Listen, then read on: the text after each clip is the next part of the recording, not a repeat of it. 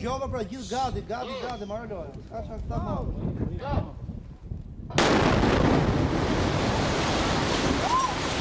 Ky ka qenë fundi I një pallati 9 në zonën e Shkëmbit të Kavajës në Durrës. Objekti ishte pa leje ndaj Inspektorati Urbanistik Kombëtar kishte vendosur prishjen e tij. Shëmbja u realizua me eksploziv C4 që ishte vendosur në 2000 vrima të ndërtesës.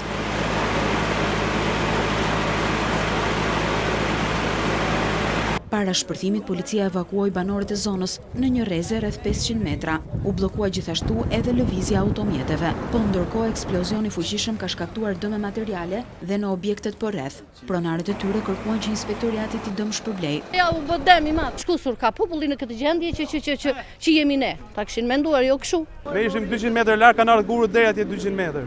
Dëm I pa pa. Do na shpërblen. Objekti 94 pa leje u bllokua që në datën 19 maj dhe nga hetimet rezultoi se përgjegjës për ndërtimin pa leje ishte pronari I ndërtesës si dhe inspektori I zonës.